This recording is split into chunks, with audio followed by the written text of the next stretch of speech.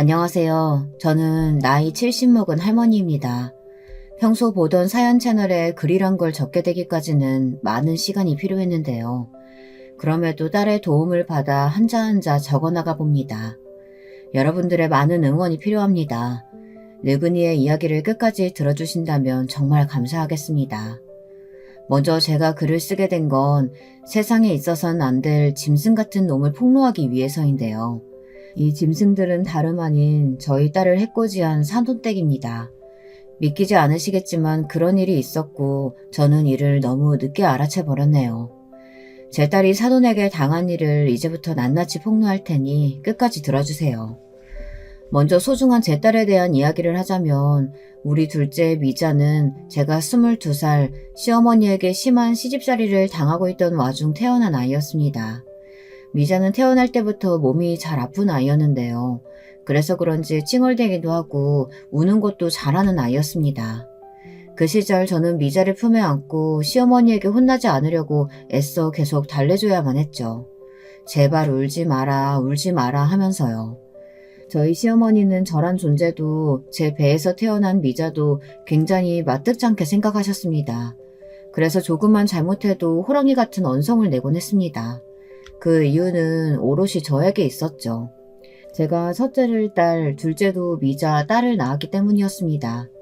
가문을 이어나가야 할 핏줄을 낳아야 하는데 쓸데없는 기집애만 낳는다고 구박하곤 했습니다. 게다가 시어머니는 양장정을 하셨는데 시아버지가 술을 워낙에 좋아하시는 바람에 홀로 일하는 날이 많았고 가족의 생계를 꾸려나가시는 분이었습니다. 스트레스가 많으셨던 거죠. 그러니 집에 들어와 조금만 살림살이가 흐트러지거나 미자 울음소리가 들려도 버럭 소리를 지르셨어요. 저와 결혼했던 남편이란 사람은 시어머니를 막아줬어야 했음에도 불구하고 시아버지의 기운을 고스란히 물려받아 이런 집안일엔 관여하고 싶지 않다고 했고요. 저는 정말 그런 남편이 많이 미웠습니다. 이혼을 생각하고 싶었지만 이혼이라는 건 그 시대에 있을 수 없는 일이었고 전 그럴 수 없는 막막한 현실이 서글프기만 했어요. 그러던 어느 날엔 시어머니가 집에 돌아와 버럭 성을 내는데 시아버지와 남편은 허허실실 웃으며 술이나 주고받고 있고 문득 제 처지가 너무 초라하게 느껴졌습니다. 그런데 그때 우리 미자가 너무나 대쪽 같은 태도로 자기 할머니 앞에 나서는 겁니다.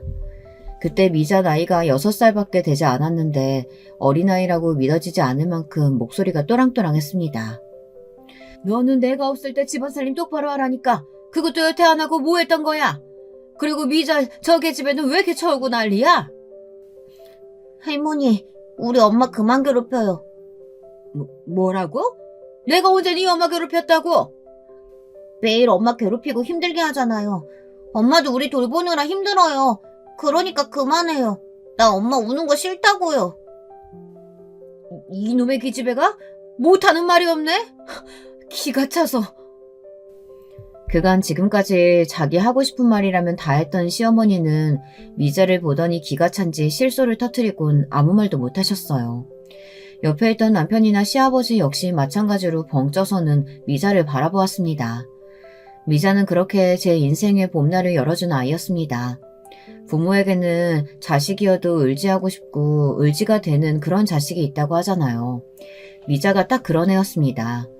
그 후로 시아버지가 중풍을 맞아 쓰러지시고 제가 변을 치우는 굳은 일을 해야 했을 때도 미자는 제 옆에서 힘이 되어주었습니다.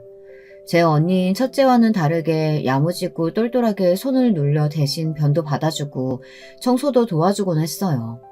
사실 우리 첫째 딸아이 역시 저의 아픈 손가락이긴 한데요. 첫째 미영이는 어렸을 적 시어머니에게 너무 많은 구박을 받아서인지 언젠가부터 이 집이 싫다며 자기는 나가서 좋은 남자를 만나 시집을 가겠다고 하더라고요. 엄마, 말리지 마. 나는 이 집이 싫고 무조건 부잣집 남자 만나 나갈 거야. 나는 계집애라고 맨날 구박받는 것도 지겹고 얼른 탈출하고 싶어. 틈만 나면 제게 이런 말을 하곤 했던 아이였어요. 그러던 이 아이가 정말 20살이 되자마자 동네 떡집 아들과 눈이 맞아 갑자기 제 곁을 떠나겠다고 하더군요. 딸애가 바라는 것만큼의 부자 아들은 아니었지만 동네 떡집 아들 정도면 집에 재산도 좀 있겠다. 저는 허락을 해주었어요. 첫 아이라 시집 보내는 기분이 남다르긴 했지만 마음속으론 저 아이가 저렇게라도 이 집을 탈출해 나가는 것이 좋긴 했습니다. 그때까지도 저는 시댁살이를 하고 있었어요. 시아버지가 돌아가시고 혼자 되신 시어머니를 남편이 굳이 꼭 우리가 모셔야 한다고 주장했기 때문입니다. 이때 저는 처음으로 목소리를 내어 왜 꼭 우리가 그래야 하냐고, 차남도 있고 다른 자식들도 있는데 말했지만 남편은 단칼에 잘라버렸습니다. 그러면서 저를 야박한 사람으로 몰아가더군요. 제가 당했던 시집살이의 서름이나 고단했던 점들은 죄다 깔아뭉개면서요. 참 서러웠습니다. 누구에게라도 하소연하고 싶었지만 첫째는 이미 시집가 잘 살고 있고 셋째 아들은 학교 졸업 후 동네 양아치 같은 놈들이랑 어슬렁거리며 사고치고 다니느라 집에 들어오고 있지 않았습니다. 연락을 해도 닿을 길이 없었고요. 셋째 아들은 안타깝게도 시어머니의 사랑을 너무 많이 받고 자라서인지 남을 배려하는 일이나 남의 마음을 헤아리는 일엔 원체 관심이 없었어요. 좋은 성정의 사람이 될 수 있는 아이였는데 시어머니가 대놓고 남녀차별을 하는 탓에 어릴 때부터 제 누나들을 무시하고 이어서 언젠가부터는 저를 무시했죠. 그러니 저도 셋째 아들에겐 별 기대가 없었습니다. 그런데 그런 상황 속에서 우리 둘째 미자가 그러더군요. 엄마, 언젠가 내가 엄마 데리고 나갈게. 엄마, 나랑 서울에서 살자. 뭐? 내가 아는 언니가 미용실 하는데 사람을 구한다네. 내가 다른 건 몰라도 손재주 하나는 좋잖아. 언니 따라 미용일 배우면 어디 가서 굶지 않고 살겠지 싶어. 그때 엄마도 같이 가자. 네가 아는 언니? 응. 엄만 나만 믿고 이건 아무한테도 말하지 말고 있어. 알았지? 미자는 친언니와 몇 번 연락을 하는 것 같더니 어느 날 저에게 떠날 날짜를 조용히 알려주었어요. 물론 이건 비밀이었죠. 집안에 아무도 모르는 비밀이요. 다만 엄마로서 조금 셋째 녀석이 마음에 걸리긴 해서 엄마와 누나가 떠날 거라는 사실을 조용히 일러주었습니다. 사는 게 힘들 땐 찾아오라는 말도 했고요. 하지만 그러던 어느 날 청천벽력 같은 사건이 생기고 말았습니다. 깊은 밤중 미자와 함께 떠나려던 날 어떻게 알았는지 시어머니가 불이 나게 들이닥치신 겁니다. 그날은 시어머니가 동네분의 집에서 주무시고 온다고 하는 날이었기에 편하게 준비하고 떠날 수 있는 날이었는데 시어머니의 등장에 너무 놀라 가방을 떨어뜨렸어요. 시어머니는 저를 보자마자 대뜸 손을 들어 짝소리나게 뺨을 치셨고 그 다음부턴 떨어진 가방으로 저를 후지려 패기 시작했습니다. 미자가 울며 불며 말려봤자 시어머니의 꼬장꼬장한 기세는 당해낼 수가 없었어요. 그리고 그 옆에 아들이 멍한 얼굴로 이 상황을 바라보고 있었어요. 그제야 아들이 제가 그토록 비밀이라고 일렀던 것을 시어머니에게 말했다는 사실을 깨달았습니다. 도대체 아들은 무슨 생각으로 이 일을 말했던 것일까요? 시어머니는 온갖 험한 말로 저를 한 번 더 사지에 몰아넣었습니다. 어머니, 내 인연? 너는 사람도 아닌 짐승이다. 이 금수만도 못한 년 같은 이라고? 감히 혼자 살겠다고 여길 떠나려고 해? 네 남편이랑 날 버리려고 해? 너는 천하에 죽일 년이야. 너 같은 년을 내 며느리 삼고 지난 세월 떠받들어온 세월이 아깝다 아까워. 내 진즉에 너를 쫓아냈어야 하는데 달랑 아들 하나 넣어놓고 뻔뻔하게 얼굴 들이밀던 네 년 처지가 불쌍해서 참아줬거늘. 아이고, 은혜를 이렇게 갚아? 어머님 아파요. 그만하세요. 제발 그만 때리시라고요. 에이, 너는 더 맞아야 돼. 시어머니는 다혈질에 한번 눈이 돌면 무슨 일이든 하는 사람이었습니다. 갑자기 마당에 있는 차도를 집어들더니 그걸로 제 얼굴이며 등이며 찍어내리더군요. 너무 아파 비명을 지를 새도 없이 쓰러졌는데 피가 쏟아지는 와중에도 시어머니는 멈추지 않았습니다. 그런데 그 순간 우리 둘째 미자가 벌떡 일어나 시어머니를 거칠게 밀어내곤 말하더라고요. 미자 역시 차돌에 맞아 몰골이 엉망이었지만 미자의 목소리만큼은 또렷했습니다. 엄마가 뭘 그렇게 잘못했다고요. 우리 엄마, 할머니, 할아버진 병수발 다 들고 아버지 바람까지 참아주며 사신 분이에요. 엄마 같은 분이 어디 있어요? 나는 이제 할머니도 징그러워요. 사람같이 느껴지지 않는다고요. 그만 엄마랑 저 보내주세요. 그리고 다신 연락하지 마세요. 오늘부터 할머니는 저랑 엄마랑 인연 끊고 사는 거예요. 미자는 무서워 몸을 떨면서도 자기 할 말을 다 하더니 끝끝내 제 손을 잡고 달리기 시작했습니다. 시골 마을이었기에 달려도 캄캄한 밤과 논두렁이 전부였지만 저와 미자는 숨도 제대로 쉬지 않고 달리었던 것 같습니다. 저나 미자 둘 다 아마 여기서 지금 나가지 못하면 영영 못 나갈 거라는 어떤 두려움이 있었던 것 같습니다. 그랬기에 1시간 동안 달리고 또 달리며 마을을 완전히 벗어났죠. 그렇게 미자와 저는 험난한 고생을 겪으며 서울로 올라왔습니다. 미자와 처음 서울에 도착해 미자가 구한 방이라는 곳에 도착했을 땐 둘이 누가 먼저랄 것도 없이 서로를 껴안고 엉엉 울었어요. 우리 모녀에게 있어선 지옥에서의 해방이었지만 그 해방에 이르는 과정이 너무나 험난하고 힘들었기에 눈물부터 난 것 같습니다. 아무쪼록 미자와 시작한 서울살이는 힘들었지만 나름 행복했어요. 처음으로 남편도 시어머니도 없는 생활이었지만 나이 40 넘어 이제야 자유를 찾은 기분이었달까요. 미자는 제게 말했듯 아는 언니의 미용실에서 일을 시작했고 저는 동네 식당의 주방 일을 시작했습니다. 하루 종일 서서 사모님 눈치를 보며 설거지하는 일은 힘들긴 했지만 그래도 그곳 서울은 미자에게나 저에게나 세상 어느 곳보다 아늑한 공간이었습니다. 또 미자와 제가 돈을 아껴 살았기 때문에 우리는 금방 돈을 모을 수 있었어요. 예전에 남편 밑에서 살았을 땐 그저 남편이 갖다 주는 돈으로만 생활하느라 제 돈이랄 게 전혀 없었는데 처음으로 제 돈이라는 게 생기고 그것을 실제로 만져보는 일은 정말 설레고 힘이 나는 일이었습니다. 쌓여가는 통장 잔고를 보는 일은 제게 있어 그 무엇보다 값진 보상이었죠. 이걸로 우리 미자 결혼할 때 몇 푼이라도 보태줘야겠다 싶은 마음으로 저는 한 푼이라도 모으고자 덜 입고 덜 쓰며 악착같이 일하고 모았습니다. 그걸 지켜보던 옆집 아줌마는 혀를 찰 정도였죠. 아이고, 딸내미 시집갈 때 뭐 얼마나 해주려고 그렇게 악착같이 살아. 옷도 사입고 새 물건도 사쓰고 그러지. 저번에 보니까 의류 수거하면서 옷 가져가던데 자꾸 헌옷만 입는 게 안타까워서 그래. 나이가 아주 많은 것도 아닌데. 아니에요. 저야 이미 좋은 시절 다 간 사람인데요, 뭐. 전 우리 미자만 행복하면 돼요.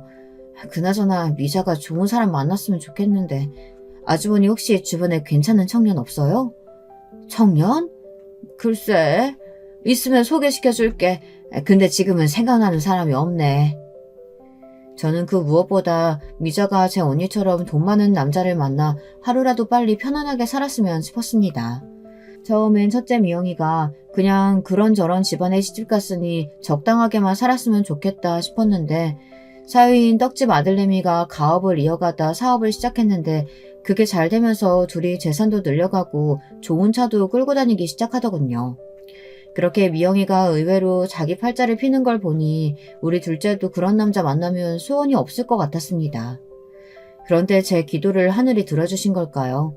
그러다 어느 날 옆집 아주머니가 호들갑을 떨며 차 한 잔을 하자고 하더니 둘째에게 너무 좋은 혼처가 나타났다고 하는 겁니다. 어딘데요? 뭐 하는 집안이래요? 글쎄, 내가 저번에 미자 엄마 말 듣고 교회 나가서 여기저기 잠깐 못 간 사람들 좀 알아보고 다녔는데 딱 한 명이 아직 안 가고 있더라고. 그 시장통에 국밥집 하는 아줌마가 하나 있는데 그 아줌마 첫째 아들인가 봐. 근데 국밥집은 워낙 오래전부터 해오고 장사도 잘 돼서 그냥 직원 두고 대충 왔다 갔다 하는 정도고 사실 여기 집안에 땅이며 돈이며 아주 기가 막히게 많다네. 아니, 그렇게 돈이 많은 집안이라고요? 근데 거기서도 며느리감을 찾는다나 봐. 첫째 아들이 자긴 결혼 안 하겠다고 어쩐다 자꾸 속썩인다네. 뭐 어디 하자 있는 건 아닌 것 같고 그냥 여자 보는 눈이 높은가 봐. 그래도 아줌마 딸내미 정도면 마음에 들어하지 않을까? 예쁘게 생겼잖아. 키도 늘씬하고. 돈이 많은 집안이라는 말이 제 귀에 가장 꽂혔던 말인 것 같습니다. 저는 이것을 둘째에게 전달했고 미자는 조심스레 생각해보겠다고 하더니 며칠 뒤 한번 만나보겠다는 말을 전해왔습니다.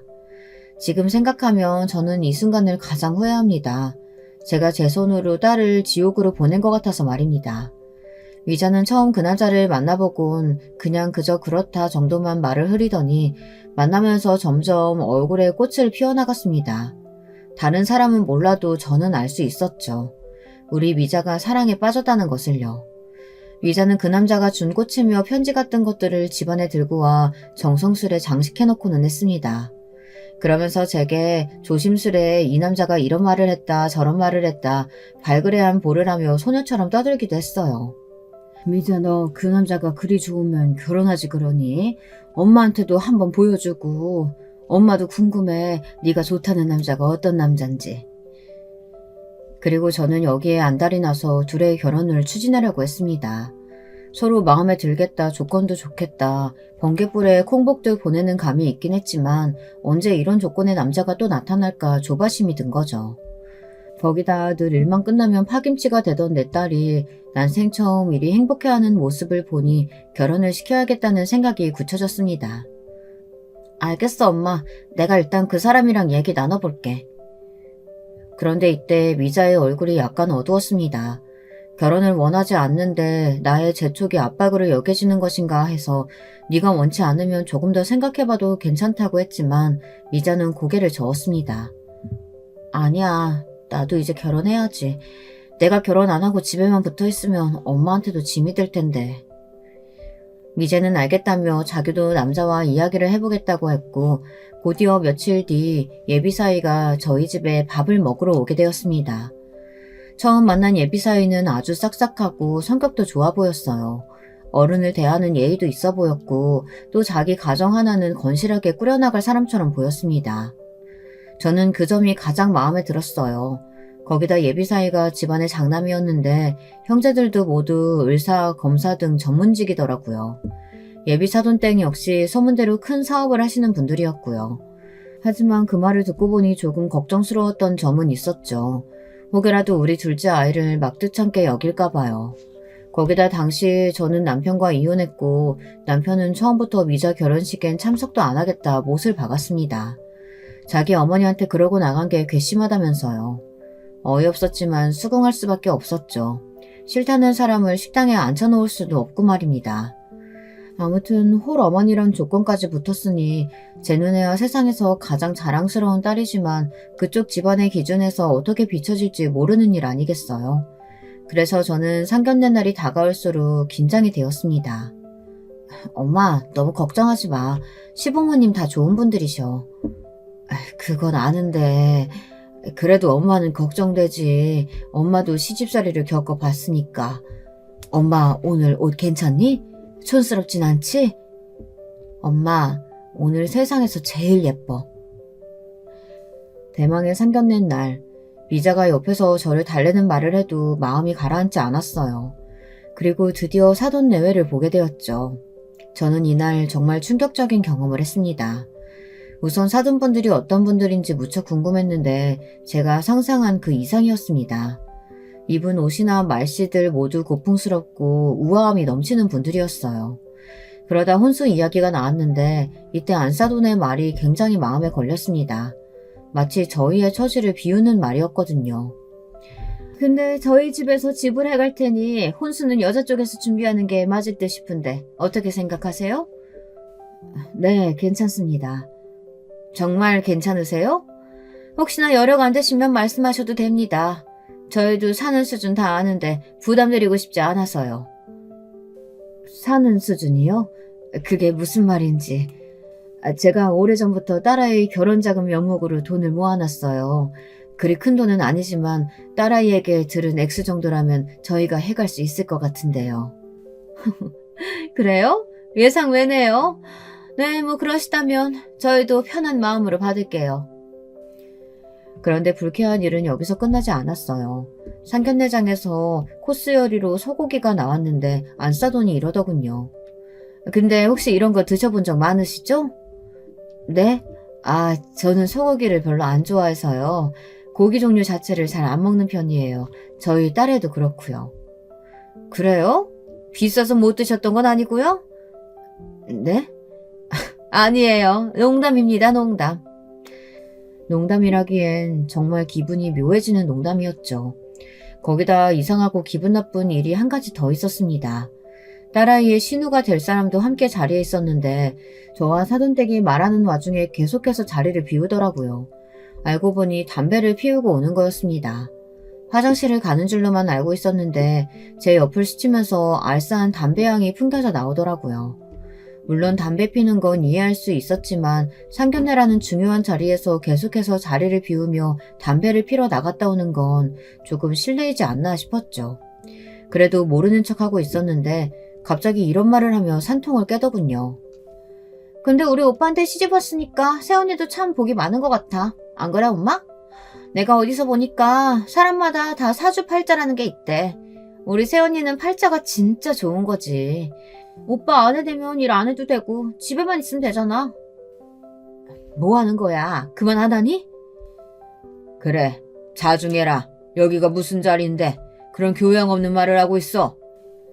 저 사돈, 죄송합니다. 얘가 요즘 말이 거치네요. 제가 바로 잡겠습니다. 아, 네, 괜찮습니다. 이미 제 기분은 상해버렸지만 사돈 어른들이 계속 사과를 하니 넘어갔습니다. 의사라고 들었는데 어떻게 공부도 많이 하고 똑똑한 사람이 이런 무례한 발언을 하나 싶었어요. 솔직히 제 딸도 미용실에서 정말 열심히 일하고 나름대로 손님들의 신뢰도 받으며 살아온 아이인데 왜 저런 말을 들어야 하죠? 딸아이의 상처도 상처지만 너무 화가 나더군요. 나중에 상견례장을 나오면서도 정말 복잡한 기분이 되었습니다. 저기 네 신우란 사람 보통 내기인가 아닌 것 같은데 왜 그런 거니? 엄마 아까 정말 너무 놀랐다. 아니 을사식이나 되는 사람이 저런다니. 원래 좀 성격이 모난 데가 있어. 나도 윤기 씨한테 들은 건데 어렸을 때부터 자기 주장이 강하고 눈치가 없어서 할 말 못할 말을 안 가리고 했대. 그래도 엄마 다행인 건 1년 후에 미국 가서 살 거래. 남편이 미국 사람이라. 지금도 한국이랑 왔다 갔다 한다고 해. 그러니까 그때까지만 참으면 돼. 그러니? 그래도 그렇지. 엄마는 아까 기분 많이 나빴어. 아휴, 상견례장에서도 그러는데 너랑 둘이 있을 땐 얼마나 그러겠어. 원래 시집살이가 제일로 힘들다잖아. 그래도 엄마 나는 씩씩하게 잘해나갈 수 있어. 그러니까 나 믿고 맡겨줘. 내가 시댁 사람들 다 휘어잡을 수 있다니까? 엄마도 알잖아. 우리 집안에서 나만 할머니한테 할 말 못할 말 다 하고 산 거. 덕분에 할머니 구박 엄청 받긴 했지만. 그러니까 너무 걱정하지 마. 모르겠다, 엄마는. 결혼식이 진행되기 전까지는 정말 내 딸을 그런 시누이가 있는 곳에 시집을 보내야 하나 고민이 많이 들었습니다. 저도 시집살이를 당한 입장에서 어쩔 수 없이 그런 생각이 들더라고요.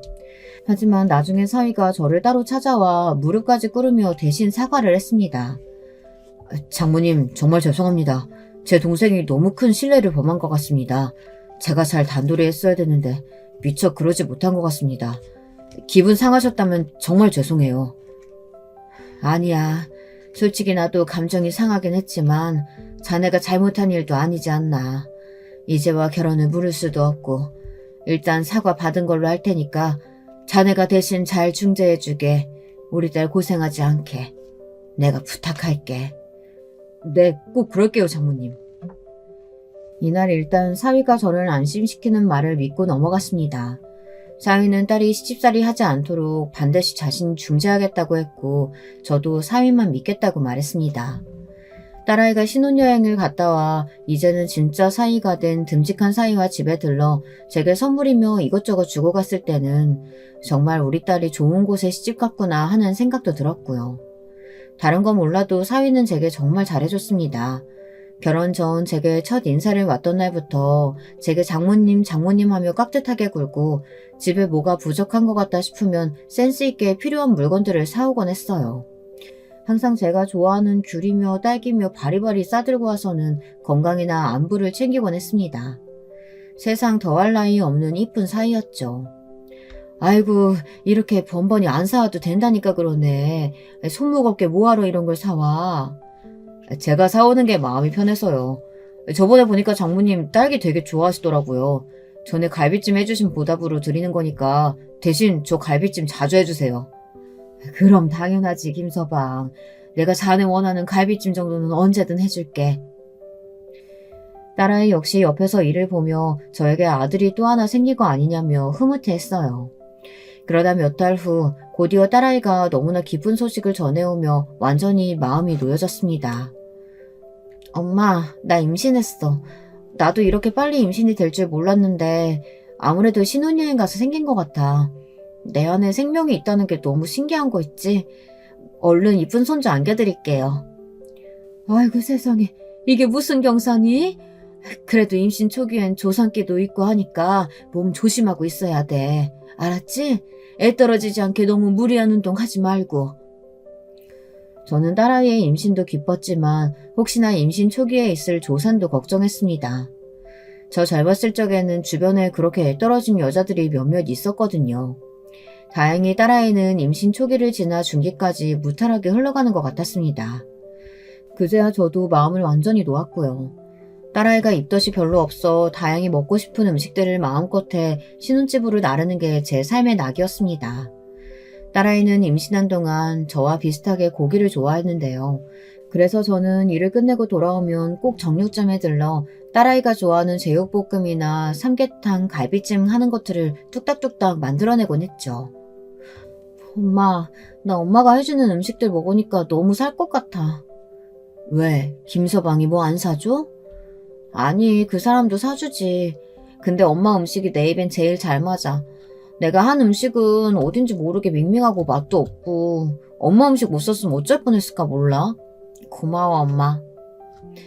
딸아이는 이러다 살이 잔뜩 쪄 출산 후 어떻게 살을 빼야 할지 모르겠다고 푸념을 늘어놓곤 했어요. 전 딸아이가 먹는 모습을 보며 흐뭇해하곤 했고요. 그게 저의 주말 일과였습니다. 그런데 그러던 어느 날 너무 끔찍한 일을 맞이하게 된 거예요. 제 딸이 임신 중기 유산을 하고 만 것이었습니다. 소식을 들은 건 사위에게서였어요. 사위는 침울한 목소리로 이 소식을 전했고 저는 너무 놀라 병원으로 뛰어갔습니다. 정확한 이야기를 듣기 위해 의사 선생님을 만났는데 선생님은 종종 이런 경우가 있다면서 너무 낙심하지 말라는 말을 전해주시더군요. 하지만 딸은 이미 정신적으로 많이 피폐해져 있었습니다. 태동이 안 들려서 병원에 갔는데 세상에 이런 일이 있을 줄은 몰랐어. 엄마, 나 어딘가 마음이 너무 허해. 일단 대학병원 가서 아이부터 밖으로 빼내야 한대. 안 그러면 산모한테 합병증이 생긴다고. 딸아이는 힘없이 중얼거렸고 그 뒤로도 많이 힘들어했습니다. 아이를 잃은 기분이 어딘지 공허하다며 제 앞에서 눈물을 많이 보이곤 했죠. 다행히 딸은 그 이후 아이를 또 임신했고 이번엔 건강히 출산까지 했습니다. 딸아이가 첫 아이를 출산하고서 엄마 생각이 많이 난다며 너무 고맙고 미안하다는 말을 전하는데 저까지도 감격스러워서 눈물이 났어요. 갓난아이였던 딸이 어느새 어른이 되어 자식까지 낳는 엄마가 되었다니 참 시간 흘러가는 속도가 제 생각보다 빠르다는 걸 느꼈습니다. 딸아이는 남자아이를 출산했는데 시부모님이 남자라서 더 좋아하는 것 같다며 잘해주신다고 했습니다. 저도 그 말에 조금 안심이 들었고요. 제가 딸을 낳아 시집살이를 고되게 했기 때문에 딸만큼은 결코 그런 일로 구박받지 않았으면 했거든요. 하지만 그러면서도 딸에게 이렇게 말했던 것 같습니다. 시부모님이 잘해주신다니까 다행이네. 근데 엄마는 우리 손주가 여자라도 좋아. 엄마 돼야 남녀차별이 있었지. 손주라면 여자든 남자든 다 상관없이 예쁘다. 엄마, 나 안 낳고 보니 딸이고 아들이고 뭐가 중요한가 싶어. 내 자식인데 다 예뻐. 그나저나 엄마가 그런 말도 안 되는 이유로 시집살이 당했던 거 지금 생각해도 화나. 우리가 그때 빠져나오지 않았더라면. 딸아이는 말끝을 흘렸습니다. 그 이후 저는 남편과 이혼 도장을 찍고 연락을 하지 않았고 첫째 딸아이와 막내 아들만 간간히 연락을 하고 있었습니다. 막내 아들은 한 번씩 연락할 때마다 돈 달라는 부탁만 했기 때문에 야속하기도 했고요.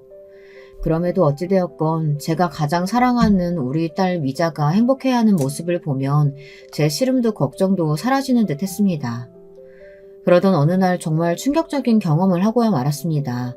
제 모든 예상을 뒤엎는 경험이었어요. 제가 반찬을 만들어 딸네 집으로 향하는 길이었는데 사위의 모습이 보이더군요. 기쁜 마음에 사위를 부를까 하다 일단 손을 흔들었는데 저를 보지 못했기에 가까이 다가갔습니다. 그런데 혼자가 아니더군요. 젊은 여자의 목소리가 들렸어요. 오빠, 와이프한테 안 들어가 봐도 돼? 오늘 외박한다고 했어. 오늘 우리 둘이야. 진짜? 웬일이야? 역시 우리 오빠 방력 터진다니까? 너랑 있으려고 그런 거지. 오늘 어디 갈까? 전에 갔던 그 스테이크집 갈까? 저는 놀란 마음을 추스르고 조금씩 다가가 여자의 얼굴을 확인했습니다. 둘은 연인처럼 바짝 붙어 다정히 손을 잡고 있더군요. 손이 떨려왔어요.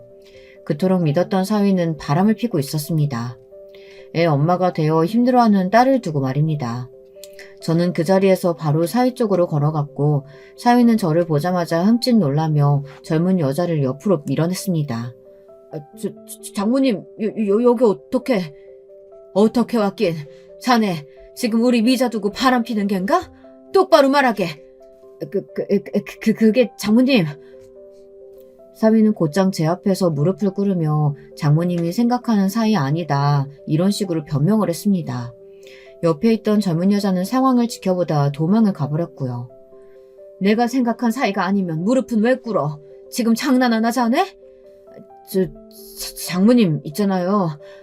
제가 사실은 요즘 집사람과 사이가 안 좋았는데 저 여자가 꼬리치는 바람에 그만 넘어간 겁니다. 정말 생각하신 그런 거 아니에요. 머릿속으론 저도 이 상황을 어떻게 해야 할지 혼란스러웠어요. 사위가 말하는 걸 보니 둘째 딸은 사위의 바람을 전혀 눈치채지 못한 것 같았고요. 일단은 계속 길거리에 서 있을 수 없어 커피숍으로 들어갔는데 사위는 제 눈치를 한번 쓱 보더니 기어들어가는 목소리로 말하더군요. 저 집사람한테는 비밀로 해주시면 안 될까요? 집사람은 모릅니다. 다신 그러지 않겠습니다, 장모님. 정말입니다. 저는 사위가 어디서 어떻게 여자를 만났던 간에 다시는 이런 일이 있어서는 안 된다고 했고 나름대로 물샘 바가지를 틀어막기 위해 노력했죠. 허나 영원히 지켜질 비밀은 세상에 없다고 하죠. 딸아이가 저에게 전화 온 건 그로부터 한 달 후였습니다. 제게 애아빠가 바람피는 것 같다고 토로하더군요. 한숨이 절로 나왔습니다. 이 모질한 놈을 어떻게 해야 할지 정말 속이 터질 것 같은 기분에 곧장 딸네 집으로 달려가 한바탕 난리를 떨었습니다. 사위는 똑같은 레파토리였고 딸은 애를 껴안은 채 펑펑 울고 있었어요. 사위의 상간녀는 사위네 회사의 격리였는데 심지어 딸네 집에 인사를 한번 오고 난 후 딸과 친구처럼 지내는 사이였다고 했습니다. 그러니 배신감도 상당했던 거죠. 딸은 사위를 더 이상 믿지 못하겠다며 이혼을 결혼했습니다. 엄마, 나 저 사람이랑 못 살겠어. 한번 바람핀 놈을 어떻게 믿고 살아. 우리 애 생각해서라도 참아보려고 했는데 아니야. 우리 애한테 저런 아빠 만들어주고 싶지 않아. 그런데 참 우스운 것이요. 제가 이날 무조건 딸의 이혼을 지지하고 찬성한 것이 아닌 애매한 태도를 취한 것이었어요. 저도 사위가 개차반이고 딸이 불행할 거란 사실도 알고 있었지만 그 순간 바닥을 기며 앵앵대는 손주가 너무 불쌍한 겁니다. 아빠 없이 자랄 손주가요. 그러니 원하는 대로 해라 라고만 말하고 딸네 집에 나와버렸어요. 딸은 그 이후 이혼을 선택할 것 같았지만 막상 그러지 않았습니다. 슬프게도 저와 같은 이유였습니다. 엄마, 한 번만 봐주기로 했어. 딱 한 번만. 결의가 느껴지는 딸의 말이 얼마나 속상했는지 모릅니다. 둘이 다시 그대로 산다는 소식을 듣고선 얼마나 사위를 야단치고 어르고 달래고 온갖 짓거리를 했는지 모릅니다. 제발 마음 잡고 살아달라고 눈물로 빌기도 했어요. 특히 바깥사돈이 상견례장 때는 워낙에 무뚝뚝해서 어떤 분인지 몰랐지만 나중에 사위가 바람을 폈다는 말을 듣고선 아주 호되게 꾸짖으셨다고 하더군요. 한 번만 더 바람을 피우고 싸돌아다니면 호적에서 파버릴 거라는 말씀까지 하셨다고 해요. 그 말에 사위가 제대로 겁을 먹었고요. 바깥사돈은 제게 따로 전화까지 해 폐를 끼쳐 죄송합니다. 자식 교육을 잘못시킨 제 탓입니다. 이런 짧은 말씀을 전하기도 하셨습니다. 안사돈께서는 아무런 연락이 없었지만요. 마치 남자라면 다들 한 번쯤 바람피는 게 당연하다는 식의 꼿꼿한 태도였습니다. 기분 나빴지만 그 집에 경우 있는 양반이 한 사람이라도 있다는 것이 다행이다 싶었어요. 다행히 딸내에서 5년간 안 좋은 소식이 들리지 않았고 둘째 손녀까지 출산하여 그럭저럭 잘 살아가는 것 같았습니다. 저는 당시 막내 아들이 사고를 치는 바람에 그 사고를 뒷수습하고 다니느라 정신이 없어 딸내에는 큰 신경을 써주지 못했고요. 다름 아닌 이 녀석이 어디다 돈을 투자했다 그게 잘못되는 바람에 경찰서를 왔다 갔다 해야 했습니다. 그런데 변호사를 선임하는 과정에서 돈이 나가야 했거든요. 아들은 당연히 그 돈을 충당할 여력이 없으니 제가 해주어야 했죠. 노후 자금으로 모으고 있던 돈은 그렇게 자식에게 다 가버리고 말았답니다. 엄마, 미안해. 내가 언젠가 반드시 꼭 성공해서 갚을게. 고마워. 그리고 작은 누나한테도 미안하다고 전해줘. 내가 작은 누나한테 돈 여러 번 빌렸거든. 그리고 이날 저는 몰랐던 사실을 알게 되었습니다. 바로 막내놈이 우리 둘째 미자에게 돈을 여러 번 빌렸다는 사실을요. 그 순간 이놈이 어찌나 얄밉고 밉상스럽던지 가뜩이나 힘들게 살고 있는 딸에게 저 몰래 돈을 빌렸다고 하니 한 대 패주고 싶은 심정이었습니다. 또 미자가 저에게 한 번도 그 부분을 말하지 않았다는 것이 엄마 입장에서는 안쓰럽고 그렇더군요. 나중에 미자에게 말하니 미자는 웃으며 말했습니다. 아이, 엄마, 별거 아닌데 뭐. 큰 돈도 아니었어. 동생이 빌려달라는데 그럼 어떻게 외면해. 너무 그러지 마. 내가 빌려주고 싶어서 그런 거니까. 그래도 혹시나 사돈 떼기 하시면. 아니야, 어머님은 아셔도 아무 말 안 하셔. 좋은 분이야. 우리 착한 미자는 그런 식으로 또 무마하더군요. 그런데 그러던 어느 날 충격적인 사건이 일어났습니다. 운명처럼 딸아이 신우란 사람과 안싸돈이 나눈 뒷이야기를 듣게 된 겁니다. 사실 그렇게 만나게 된 것도 어찌 보면 기막힌 우연이라 할 수 있는데요. 그날은 제가 백화점에서 청소하는 일을 구해 일을 하게 된 첫날이었어요. 딸 시집 보내는데 모아두었던 돈을 많이 쓴 터라 저도 노후를 위해 청소하는 일을 구해야 했죠. 딸아이는 자신이 노후를 책임지겠다며 그러지 말라 했지만 어디 그럴 수 있나요? 자식에게 민폐 끼치는 노인이 되고 싶진 않았습니다. 나이도 있겠다. 지인의 소개로 어렵게 구한 자리라 나름 열심히 해야겠다는 각오까지 가지고 출근을 했는데요. 백화점 화장실 휴지통을 비우기 위해 들어갔다가 사돈어른을 만난 겁니다. 처음엔 사돈인지 모르고 있었는데 먼저 저한테 아는 척을 하더군요. 어머, 여기서다 만나네요? 그나저나 어떻게 이런 우연이 다 있죠? 그러게요. 근데 옷 보니까 청소부로 취직하신 거예요? 아이고, 그 나이에 청소부 일까지 어떻게 하시려고 하세요? 나이 먹고 이런 일 하시면 관절 다 나가요. 네, 그래도 일하는 게 재미있어서 하고 있어요. 집에서 쉬면 오히려 몸만 더 쑤시더라고요. 참, 우리 안싸도는 마음이 이렇게 넓으시다니까. 나중에 저희 집에 가정부 필요할 때 부를게요. 집이 워낙 넓어서 가정부 두고 사는데도 손이 더 필요할 때가 있거든요. 네? 솔직히 청소부로 마주쳤다는 게 조금은 창피했고 저절로 고개가 수그려졌습니다. 누가 봐도 청소부 옷을 입고 있으니 모를 리 없었고요. 그런데 안사돈은 이 틈을 놓치지 않고 저런 말을 하더군요. 아무리 그래도 사돈에게 자기 집 가정부 일을 해달라니 이게 말이 됩니까? 당황했던 나머지 저도 반문을 하고 말았는데요. 그러자 안사돈은 물론 공짜로 해달라는 건 아니고 돈 드릴게요. 라고 말하더라고요. 그러더니 나중에 또 만나자며 제 할 말만 하고 나가버리더군요.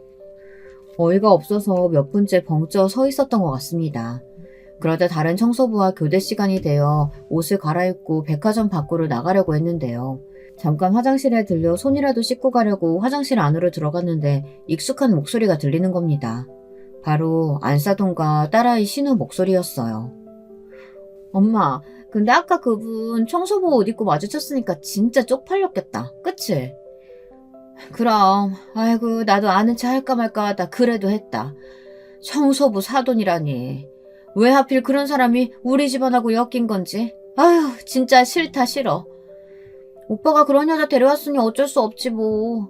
솔직히 엄마가 손보러 간 여자들 중에 하나만 골랐어도 집안 넉넉했을 텐데. 그러게 말이다. 누굴 탓하겠니? 아무튼 다신 마주치고 싶지 않더라. 심지어 옷에서 냄새도 나던데. 여기 백화점 청소부들은 옷도 제대로 안 빠나봐. 내가 민원이라도 넣어야겠어. 직원 관리를 도대체 어떻게 하는 건지. 그러니까 엄마 오늘 내가 가서 백화점 담당자한테 따질게. 저런 사람이 청소부로 일하면 백화점 매상 확 떨어질걸? 걸어다닐 때마다 냄새나서 손님들 불쾌할 거 아니야. 그리고 저기 뭐야 오빠한테 들었는데 새언니 친정에 돈까지 퍼줬다며? 그 집 막내 아들 사고 쳐서? 그래 내가 열받아 혼났다. 진짜 지지리도 없는 집구석이야. 자식 새끼들까지 다 그 모양이니. 처지가 불쌍해 봐준 거다. 순간 모멸감이 확 치솟아 얼굴이 붉어졌고 도저히 그 자리에 있을 수 없어 도망치듯 나와버렸습니다. 머릿속에선 계속해서 그들의 대화 내용이 맴돌았어요. 저를 능욕하는 말들, 제 직업을 가지고 함부로 찌어대던 말들, 그 모든 말들이 상처가 되었습니다. 눈물이 주룩주룩 흐르는데 그 와중에 갈 곳은 없어 근처 서점에 가 몸을 녹이며 하염없이 흘러내리는 눈물을 닦아내렸죠. 그런데 사람의 인생이란 참 묘합니다. 가장 힘들고 마음이 무너져 내리는 상황에서 사위에게 전화가 온 겁니다. 사위는 제 목소리가 안 좋으니 대뜸 무슨 일이 있냐고 물었고 저는 고지고대로 소리치며 말해버렸어요. 사실 그 순간엔 감정을 참을 수가 없었거든요. 사위는 저희 집으로 딸과 함께 찾아와 또 무릎을 꿇고 죄송하다고 하더군요. 저는 이날 사과를 받으면서도 기분이 무덤덤했습니다. 사위가 제게 사과할 일도 아니었고 다름 아닌 제게 용서를 빌어야 할 장본인은 따로 있었으니까요. 하지만 정작 그 장본인들은 제게 어떤 연락도 취하지 않았습니다. 오로지 저 혼자만 감정을 삭혀야 했을 뿐이었죠. 더군다나 안사돈이란 사람은 정말 뻔뻔하더군요. 나중에 딸까지 이 상황을 알고선 이혼을 하겠다 뭐하겠다 난리를 치며 사태가 커지자 저희 집으로 찾아온 겁니다. 제게 위로금이라며 돈을 전달하더군요. 이 정도면 됐겠죠? 뭐가 됐나요? 아시잖아요. 더 큰 문제 만들지 말죠. 가족끼리. 어이가 없어 따지려고 드니 안사돈은 더 큰 무기를 꺼내들었습니다. 제가 상상치 못했던 부분이었어요. 제가 말 실수했고 사돈 기분 언짢게 해드렸다면 죄송합니다. 그런데 사돈, 저도 할 말은 많습니다. 우리 맏며느리가 자기 동생 챙긴답시고 우리 아들 돈을 몇 번이나 가로채 갔어요. 애가 요즘 일하느라 얼굴살이 쏙 빠져서 보고 있으면 안쓰러워 죽겠다니까요? 사돈도 알고 계셨죠? 그건 알고 있긴 했지만 네, 모두 제 아들 돈이에요. 아시다시피 우리 며느리는 집안에서 살림만 하니까요. 마치 안사돈은 그게 대단한 무기라도 되는 듯 제 딸이 집에서 자기 아들 등골 빼먹는 존재라는 듯 말을 이어갔습니다. 제가 친정에 그렇게 돈 퍼나는 거 아니라고 그렇게 말려도 말을 안 듣더라고요. 며느리는 결혼하면 출가 외인인 것을 우리 며느리만 몰라요, 사돈. 큰 액수는 아니었다고 들었습니다. 자그마치 5천만 원이에요. 5천이 누구 동네 개 이름인가요? 그 말에 말문이 턱 막혀버렸습니다. 사실 저야 더 쏘아붙이고 싶었죠. 근데 언제 왔는지 모르게 제 딸이 뒤에 서 있더라고요. 알겠습니다, 사돈. 그 돈 제가 갚아드리죠. 그러니 지금은 나가주세요. 위로금도 필요 없습니다. 갚을 거란 기대도 안 해요. 이런 집구석에 어떻게 5천이 있겠어요. 참, 아직도 전 이날을 잊을 수가 없네요. 그런 말을 하고 나가는 안사돈이라는 작자나 제 딸의 무너진 얼굴이나 저의 처량한 모습, 이 모든 것들이 거실 유리창으로 비춰오는데 가슴이 꽉 막힌 듯 했습니다. 그 뒤로 전 둘째 딸과 오랫동안 연락하지 못했습니다. 제가 걸어도 딸 쪽에서 받지를 않았어요. 그런데 사람 일은 참 묘합니다. 이렇게 무너져 있을 때 뜻하지 않은 좋은 우연을 만나게 되니까요. 어느 날 갑자기 아들에게서 전화가 오더군요. 오랜만에 걸려온 아들의 전화라 반갑기보단 어색하고 얼떨떨했습니다. 그래, 무슨 일이냐?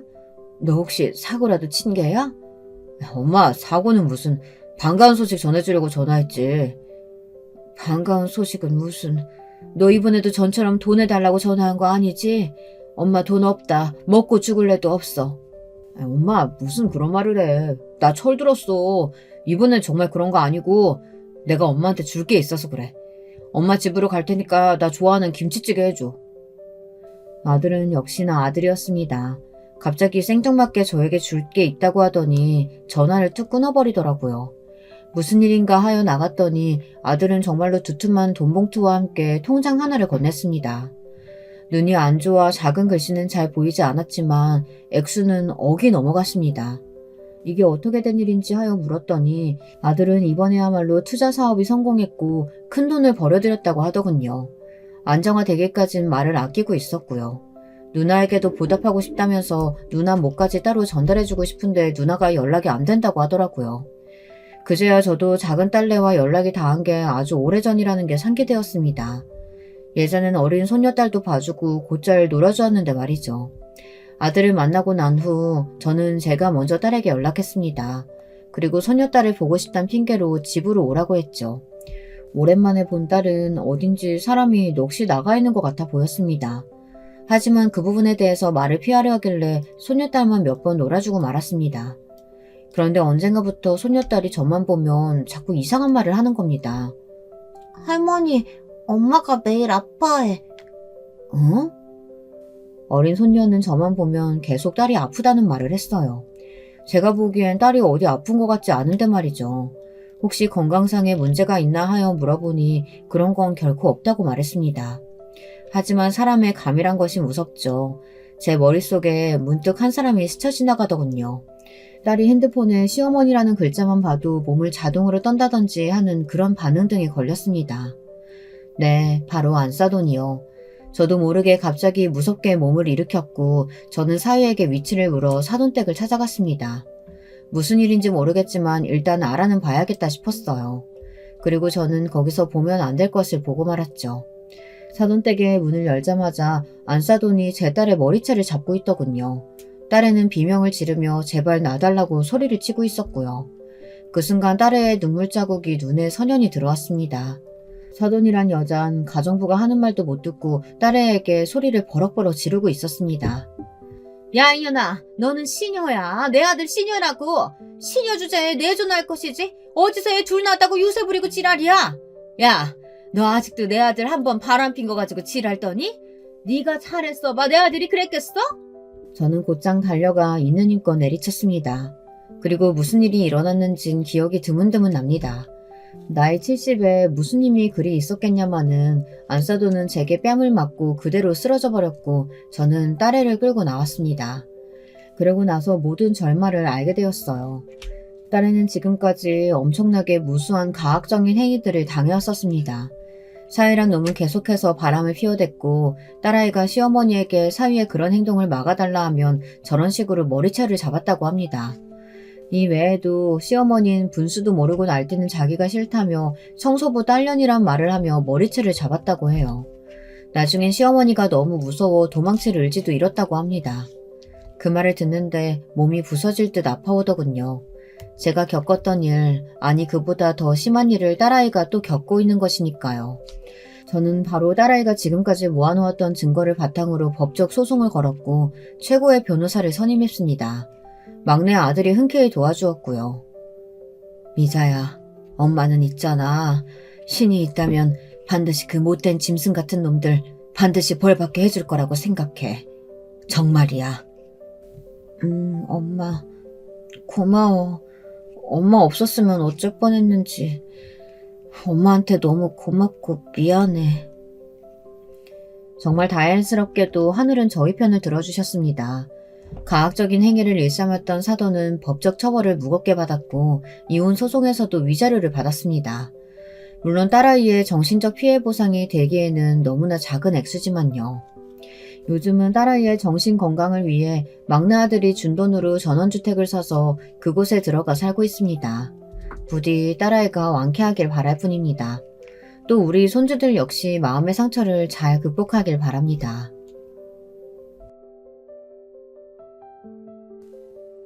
여러분, 두 번째 사연 시작하기 전에 좋아요와 구독 꼭 눌러주실 거죠? 그럼 두 번째 사연 바로 시작합니다. 오늘은 어떤 사연자분께서 저희를 그 사연 속으로 빠져들게 해주실까요? 저와 함께 이 사연을 만나보시는 동안 여러분의 시간이 행복하기를 바랄게요. 그럼 바로 만나보실까요? 안녕하세요. 저는 유튜브에 사연 채널들이 존재한다는 것을 알게 된 이후로 완전히 푹 빠지게 된 사람이에요. 라디오처럼 틀어놓고선 다른 볼일을 보면 좋더라고요. 특히나 집안일을 할 때도 말이죠. 청소를 하면서 사연에 빠지다를 틀어놓으면 지루하지도 않고 기분 탓인가 괜히 일의 효율도 늘어나는 느낌이 든답니다. 저도 사연을 보내고 싶은 마음이 들어서 고민을 혼자 오래 하다가 용기를 내보게 되었어요. 혹시 여러분도 TV를 시청하실 때 오래 봐왔기 때문에 그만큼 오랜 세월을 알아온 연예인들을 보면 옛 생각에 잠기시고는 하나요? 저희 친정엄마께서는 그런 분이셨어요. TV를 시청하시다가 당신이 잘 아는 중견 배우들을 보시면 꼭 그 사람들과 얽힌 이야기를 늘어놓으셨답니다. 저 배우가 예전에는 어떤 일에 휘말렸었다느니, 또 저기 배우는 어떤 작품 찍을 때 나는 무슨 일을 하고 있었는데 그때는 참 살기가 어떠했었다느니, 이런저런 이야기를 주절주절 늘어놓는 버릇이 있으셨죠. 저는 제가 나이가 들기 전에는 친정엄마의 그런 면들이 잘 이해가 안 갔고 그저 왜 저렇게 TV를 보시면서 말씀을 많이 하시는 건가 하는 투정이 속으로 들었을 뿐이었습니다. 그런데 참 신기한 게요. 제가 슬슬 나이가 들다 보니까 그런 친정엄마의 모습을 닮아가더라고요. 제 또래의 여자 연예인들이 결혼 소식을 줄줄이 대중에게 알려오는 것에 저는 참 많은 감상이 들었답니다. 저것들은 20년 전에도 저렇게 생겼었는데 세월이 흘러도 어쩜 거의 똑같구나. 요즘 세상에는 40대 초혼이 정말 아무렇지도 않아졌구나 하는 생각들을 한참 했었네요. 저는 40대 여자입니다. 소위 톱스타 반열에 올라 꽤 오래도록 연예계에서 군림해온 그 여자 연예인들이 가장 어리고 예쁠 때 데뷔하여서 연예계 안에서 첫 꽃을 피우던 시절을 그대로 봐왔던 대중이기도 하죠. 여러분은 혹시 TV 속의 화려한 연예인들을 보면서 본인의 인생을 돌아보진 않으시나요? 저는 거의 그러는 것 같아요. 이런 점도 참 친정엄마를 닮았네요. 저는 사실 저의 결혼 이야기를 중점적으로 적어보고 싶어서 문을 두드리게 되었어요. 지금까지 살면서 저는 여러 지인들을 곁에 두었지만 진짜 백이 저의 속마음을 털어놓을 수 있는 깊은 관계의 친구들은 만들지 못하였습니다. 또한 저의 못나고 구질구질한 면모를 내보이기 싫었기에 그런 것들을 감추면서 살았던 것도 있네요. 그렇게 저의 이야기를 자세히 아는 사람이란 전무하다고 할 수 있는데 지금 사연에 빠지다를 통해서 꺼내 보이는 거예요. 제가 기억하는 저의 어린 시절 집안은 참 가난하였습니다. 저는 사남매 중에서 둘째로 태어났어요. 집이 가난하다고 해도 그런 와중에 자식이 많다고 해도 서로 아웅다웅하면서 그 안에서 정겹게 살아가는 집들이 분명히 꽤 존재하잖아요. 그래서 부자라도 그런 화목은 돈으로 살 수 없다고들 말을 하는 것이고요. 하지만 안타깝게도 제가 생각하기에 저희 친정집은 부자들이 부럽다고 여길 만한 구석은 단 한 가지도 갖추고 있지 못했습니다. 동정이나 받았으면 또 모를까요? 친정 아버지께서는 제가 기억하는 가장 어린 시절의 기억부터 일을 다니고 계셨던 분입니다. 3교대 근무를 나가셨어요. 공장 일이었지만 그래도 그것도 번듯한 규모의 회사라고 열심히 다니셨습니다. 3교대가 어떤 건지는 다들 아시죠? 저희 친정아버지께서는 어느 날은 아침 7시에 출근해서 한낮에 귀가하셨고 어느 날은 점심 드시고 출근을 하셨으며 또 어느 날 밤은 10시에 출근을 하셨습니다. 친정엄마께서 이 3교대를 두고 저한테 말씀하시기를 봄, 여름, 가을, 겨울 할 것 없이 밤 10시면 세상이 무조건 깜깜해. 그런 때에 집을 나서서 일을 가야 한다는 게 그게 얼마나 서럽고 눈물 나는 일이었니. 이렇게 표현을 해주셨어요. 저는 친정엄마의 그 서럽다는 표현이 제 가슴속에 날아와 박혔답니다. 두고두고 곱씹을수록 저를 서글프게 만들었죠. 추운 겨울이면 이불 밖으로 조금도 몸을 빼기 싫은 밤이었는데 그 새카만 어둠 속으로 추위와 맞서며 출근하셔야 했던 분이 바로 친정아버지셨던 거예요. 이렇게 사는 모습을 요즘의 어리고 젊은 세대가 바라본다면 어떻게 반응을 해올지 저는 예상할 수 있습니다. 그러길래 왜 애는 넷이나 낳아서 그렇게 사느냐, 자식 4명을 전부 다 풍족하게 키워줄 수 있는 형편도 안 되면서 그런 집에 태어나고 싶은 아이는 없었을 거다, 이런 식으로 보겠죠. 인터넷에 그 어느 사이트를 가보아도 또 유튜브만 보아도 요즘 세대의 정서를 알 수 있으니까요. 그런데 저는 그 시절과 지금이 결코 같지 않다는 의견을 내놓고 싶네요. 가난과 무지가 혐오스럽게 비춰지는 현 세대에게 그 시절에 대한 이해를 구하고 싶진 않고요. 다만 비난은 안 해주었으면 좋겠어요. 요즘 10대, 20대들은 아주 어렸을 때부터 스마트폰이며 각종 인터넷 사이트를 통해 세상 돌아가는 걸 너무 빨리 알고 배우는 데다가 무척 약삭 빠릅니다. 초등학생 그 어린아이들끼리 자기들끼리 급을 나눈다는 이야기 혹시 접해보셨나요? 누구는 고급 브랜드 아파트 살고 누구는 낡은 주공 아파트 살고 또 누구는 빨간 벽돌집 9억 빌라에 월세 들어서 살고 이런 걸 아이들이 따지는 현황을 보면 기함하게 됩니다. 이런 판국이니 가난한데 애까지 많은 집은 요즘에는 남들로부터 손가락질을 받죠. 그래서 결혼하는 사람들도 줄어들고 출산율도 곤두박질 치나 봅니다. 내 한 몸 건사해서 즐겁게 사는 것이 낫지 결혼을 해서 TV 속의 육아 예능 프로그램에 나오는 연예인 자식들만큼 내 자식한테 해줄 자신도 없는데 애까지 낳고 싶진 않으니까요. 오죽하면 출산율을 떨어뜨린 주범이 연예인들이 자기 자식을 키우는 모습을 보여주는 육아 예능 프로그램이라는 얘기까지 있을까요? 혹시 결혼해서도 아이를 안 갖는 자식 부부를 두셨다거나 혼기가 다 찼는데도 결혼 생각이 없는 자식을 두신 분들이 계시다면 옛날과 현재가 상황이 같지 않음을 필히 고려해서 그들을 이해해 주셔야 할 거예요. 저희 친정부모님께서는 특별히 자식 계획을 세우신 것은 아니었지만 그렇다고 무분별하게 자식을 가지신 것은 아니라고 말씀하셨습니다. 그러니까 아무 생각도 없이 그저 없는 형편에 무조건 아이만 낳은 부모는 아니었다는 것이죠. 두 분께서는 막연하게 아들 둘, 딸 둘 이렇게 낳으면 좋겠다고 생각을 하셨었대요. 그렇게 된다면 정말 이상적일 거라고 여기셨다고 합니다. 그 생각이 현실이 되는 바람에 두 분께서는 무척 신기해하셨다고도 했고요. 이것은 첫째인 집안의 장남, 저희 오빠가 저에게도 똑같이 말을 해준 부분이니까 확실한 진실이에요. 친가와 외가 모두 형편이 썩 좋진 못했는데 특히 친가는 가족들끼리 사이가 안 좋았습니다. 외가는 집안 사정 때문에 식구들이 한때 뿔뿔이 흩어져서 살았어야만 했다고 하고요. 그랬기 때문일까요? 저희 친정부모님께서는 단란하고 화목한 가정을 꾸리는 것에 무척 뜻이 강하셨대요. 서로를 닮은 자식들을 낳아서 사랑으로 보듬어주고 잘 키워주고 싶다는 열망이 크셨던 것입니다. 첫째 아들, 둘째 딸, 셋째 딸, 넷째 아들 이렇게 4남매가 태어났습니다. 친정아버지께서는 저희 남매들을 위해 한파주의보가 내려 세상이 꽁꽁 얼었던 겨울에도 그 늦은 밤에 어둠과 추위를 가르며 출근을 하셨어요. 친정엄마께서는 저희 남매들을 키우시면서 동네 아주머니 두 분과 부업 일을 하셨고요. 저희 친정 집안은 그런 집이었습니다. 이렇게 하루하루 열심히 살다 보면 반드시 쥐구멍에 벼뜰 날이 올 거야. 조금만 더 이를 악물고 버티면 더 좋은 환경에서 살 수 있을 거란다. 친정엄마께서 저희 남매들에게 해주셨던 그 말씀을 저는 믿었습니다. 그렇게 될 것을 의심하지 않았더랬죠. 아주 어렸을 때라 기억이 너무 흐릿하지만 제가 6살 때까지 살던 집은 단칸방이었는데 7살 때 이사를 갔습니다. 집에 방이 따로 2개가 있다는 것만으로도 너무 행복했어요. 6식구가 살기엔 그 집도 좁은 집이었으나 단칸방을 벗어났다는 것 자체가 그때는 즐거웠었거든요. 그 변화를 기억하기에 저는 친정엄마의 말씀을 믿을 수 있었고 기대에 부풀 수 있었습니다. 부모님 말씀 잘 듣고 공부 열심히 하고 그러면 앞으로 더 우리 집이 잘 살 수 있겠지? 미래의 부모님 집은 부자가 되어 있을 거고 나는 엄청 멋진 사회인이 되어 있을 거야. 어렸던 저는 달콤한 꿈에 취해 있었습니다. 떡볶이 한 컵도 100원짜리 불량식품 과자 한 봉지도 소중하고 맛있게 먹었던 그때를 지나며 더 나은 미래를 그렸습니다. 그러나 하늘은 무심하였습니다.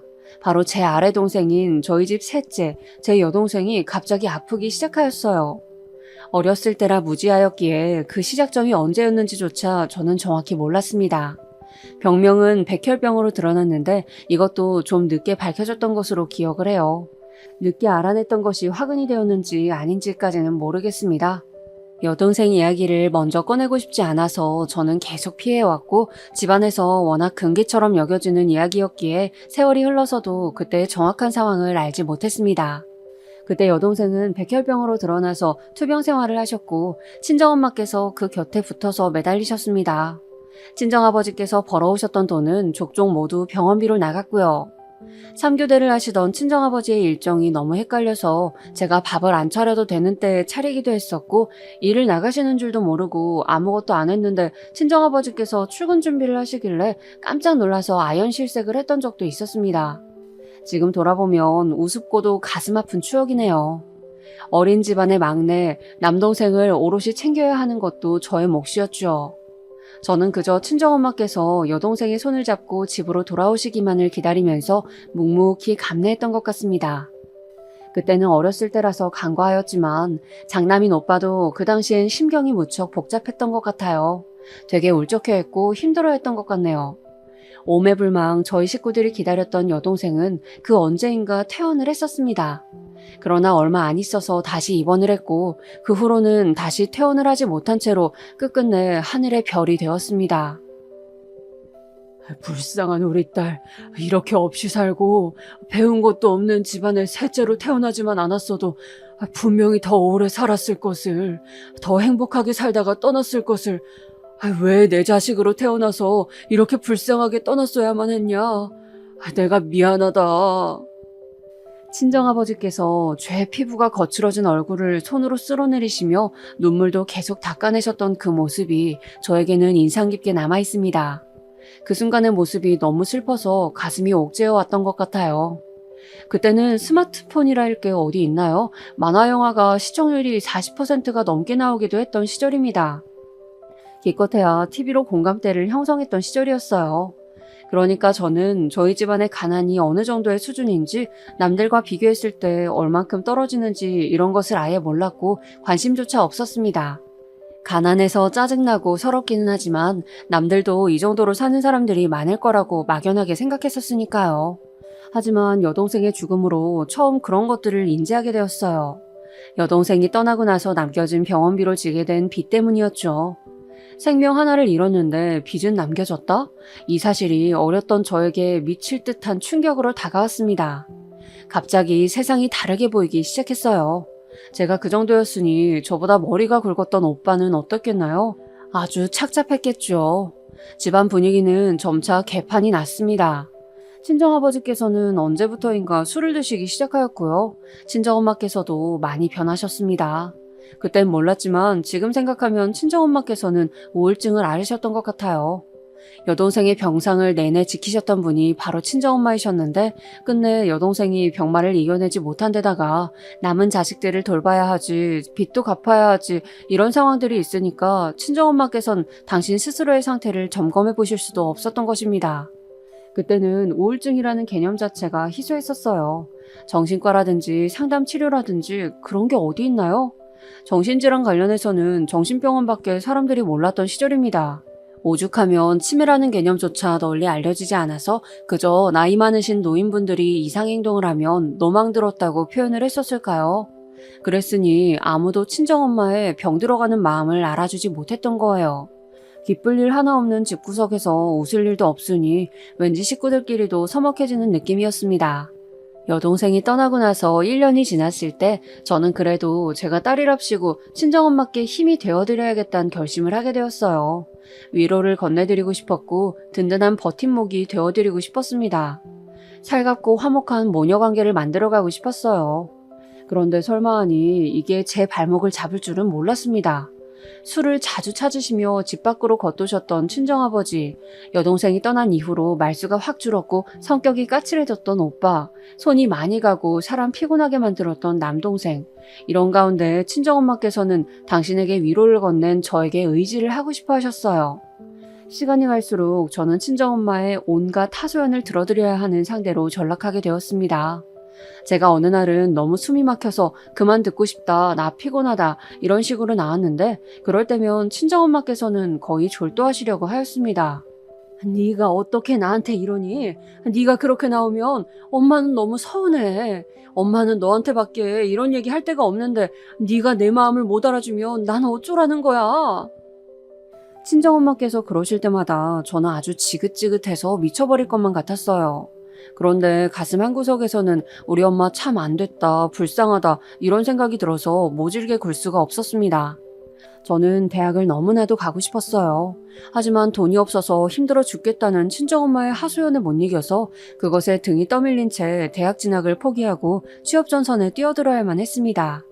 같이 고등학교에 다닌 친구들이 대학 생활을 즐기는 동안 저는 돈을 벌기 시작했지요. 생활이 달라지니까 사이도 멀어지더라고요. 이때 친정오빠는 군입대를 하였고 저의 어깨는 더더욱 무거워졌습니다. 친정아버지와 제가 버는 돈으로 저희 집이 생활을 하고 돈을 모았죠.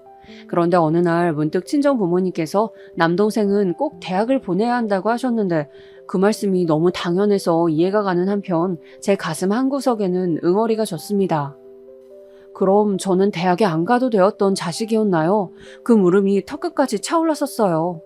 하지만 철없이 굴기에는 집안 상황이 여유롭지 않다는 것을 누구보다 잘 알고 있었기에 속으로만 삭혀야 했습니다. 결국 남동생이 대학 가는 것을 제가 뒷바라지를 다 해줬네요. 속상했지만 남동생이 잘 돼야 결과적으로 집안에 좋은 일이라는 생각으로 서러움을 꾹 눌렀습니다. 여동생이 떠난 이후로 내내 눌러 참고 살아온 저였지만 그랬던 저를 조금 변화시킨 계기가 있었습니다. 그건 바로 저희 오빠가 사귀던 여자친구랑 결혼하고 싶은 마음이 있다고 집에 알려왔을 때였어요. 친정 부모님께서는 아직은 결혼하기 이르지 않냐고 못발 나무라시면서도 우리 장남을 장가 보내려면 돈이 더 필요하겠는데? 이런 계산부터 바로 하시고 저에게 손을 벌리셨습니다. 와, 그때 기분이 정말 뭐라고 설명할 수 없게 비참했어요. 제가 마치 집에다가 돈이나 벌어 갖다 바치는 기계에다가 친정엄마의 하소연을 들어주는 공짜 상담사라도 된 기분이었죠. 그래서 저는 20대 때 오빠랑 사이가 좋지 못하였습니다. 오빠는 우리가 남이냐, 가족끼리 이것저것 재지 말아라 라고 하셨고, 저는 내 일방적인 희생으로 굴러가는 집안 꼴이 짜증난다며 맞섰습니다. 그 여자친구랑 크게 다투는 바람에 오빠는 결국 그때 결혼을 하진 않았었지만 저에게는 어떤 교훈 한 가지를 남겨주었고, 그래서 저는 홧김에 결혼하고 싶다는 욕망을 품게 되었습니다. 그런 와중에 제가 만났던 남자가 있었어요. 어떤 사람이었냐 하면 제가 듣고 싶어하는 말을 잘 해주는 남자였습니다. 네가 정말 힘들었겠다. 고생 많았네. 이렇게 말을 해주는 것을 듣고 제가 그 남자한테 빠져서 넘어가 버렸어요. 그까진 위로해도 제가 정신을 못 차릴 때였던 것이죠. 그 남자는 저처럼 고졸에다가 직업도 그저 그랬고 인물도 솔직히 보통 이하였습니다. 하지만 저한테 다정다감했으며 무엇보다 저의 이야기를 잘 들어주었기에 너무 좋았어요. 그래서 결혼하고 싶은 마음에 친정 식구들에게 그 남자를 다 소개시켜주기까지 했습니다. 제가 그 남자 집에 가서 마치 이미 며느리라도 된 것처럼 같이 식사 준비도 하고 둘러앉아서 밥도 먹고 그쪽 부모님의 생신도 챙겨드렸었죠. 저희 친정부모님께서는 변변찮아도 너무 변변찮다며 그 남자를 결혼 상대로 탐탁지 않아 하셨고 저는 콩깍지가 씌어서 전혀 듣지 않았었고요. 결혼을 강행하였는데 결론적으로는 파혼을 하고 말았습니다. 그 남자가 바람을 피웠는데 저한테 현장을 들켰거든요. 제가 너무 큰 충격을 받아서 식음을 전폐하고 있을 때 그 남자가 저에게 찾아와서 늘어놓았던 자기 변호가 잊혀지지 않습니다. 막상 너랑 결혼하려니까 너무 심란해서 그랬어. 너보다 잘난 여자를 만나고 싶었거든. 대학도 나오고 집안도 더 유복한 여자 만나서 멋지게 살고 싶은 욕심에 그런 실수를 저질렀다. 상처 줘서 미안해. 그런 뻔뻔한 변명이 또 있을까요? 지금 생각하면 완전히 정신이 이상한 놈이었어요. 저한테 바람 현장을 걸린 게 얼마나 다행이었는지. 하지만 당시에는 그런 식으로 파혼을 맞았다는 게 미친 듯이 힘들었을 따름이었죠. 연애 기간 약 2년, 그 기간 동안 들인 제 모든 수고와 돈도 날아간 셈이었습니다. 그 후로 저는 남자에 대한 기대치를 완전히 내려놓았어요. 대신 저를 배신했던 그 남자가 했던 말처럼 나보다 나은 상대와 결혼하고 싶다는 희망사항을 품게 되었습니다. 불같은 운명적인 사랑을 할 게 아니라면 그냥 조건이 더 좋은 남자랑 결혼을 하는 게 최고일 것 같더라고요.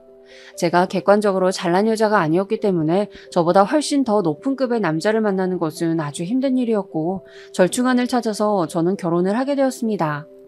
제가 결혼한 남자는 우선 4년제 대학을 나왔으며 인물도 제법 괜찮았죠. 착하거나 부드러운 성격과는 거리가 멀었으나 자기 신념 확고해 보이는 모습이 마음에 들었습니다. 남편은 제가 생활력이 강하고 수더분해 보인다면서 결혼 상대로는 최고라고 생각을 했다더군요.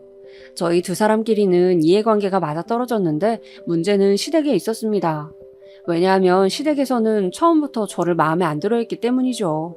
남편이 장남이라는 것도 큰 몫을 했다고 생각해요. 남편은 3남매 중에 맞이인데 자기 밑으로 여동생과 늦둥이인 남동생이 있었습니다.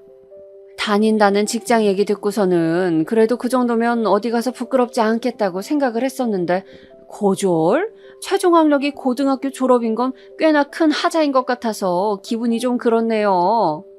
인사드리러 갔었던 첫 만남에서 시어머니께서는 저에게 그런 식의 말씀을 하셨었죠. 저는 고졸이라는 저의 최종 학력이 결코 만족스럽지 못하였으나 남한테 부끄럽다는 생각을 가지고 살아오진 않은 바였습니다. 집안 상황상 그때는 제가 대학에 가기 어려울 때였고 저는 사회 경쟁력을 열심히 쌓아오면서 제가 이러는 것들에 대한 보람과 자부심이 조금은 있었거든요. 직장에서도 제가 고졸이랍시고 불합리한 대우를 딱히 받은 것도 없었고요. 그랬기에 시어머니의 반응은 저로선 너무 의외였으며 당황스러웠습니다. 우리 아들은 멀쩡한 대학 나왔고 우리 딸은 곧 박사 학위 딸 사람인데 아이고 차이가 나도 너무 나서 민망해 죽겠네. 우리 집에 고졸이 며느리로 들어온다니 본인이 적응이나 잘할 수 있겠어요?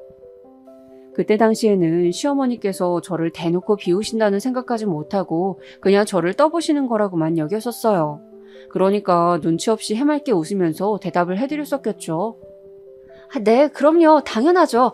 앞으로 잘 부탁드려요, 어머님. 제가 어머님께 예쁨 받을 수 있도록 열심히 노력할게요. 아니, 고졸은 고졸 집안으로 시집 가는 게 마음이 편하지 않겠나 싶어서 나는 말을 던져본 것인데. 아니에요, 어머님. 저 마음 하나도 안 불편해요. 어머님의 며느리가 되어서도 마음 편하게 잘 지내겠습니다. 저의 반응을 보면서 아마 시어머니께서는 뭐 이런 게 다 있나 싶으셨을 것 같네요. 그때 그 순간으로 시간을 돌릴 수만 있다면 저는 시어머니의 모욕적인 언사 앞에서 다른 반응을 할 것 같지만 지난 걸 되돌릴 순 없는 노릇이었죠. 남편한테는 좀 욱하는 성격이 있었는데 그게 저랑 결혼 진행을 하면서 이상한 쪽으로 발휘가 되었어요. 시댁 식구들한테 남편이 어느 날 욱해서 이런 식으로 말을 하고 만 거예요.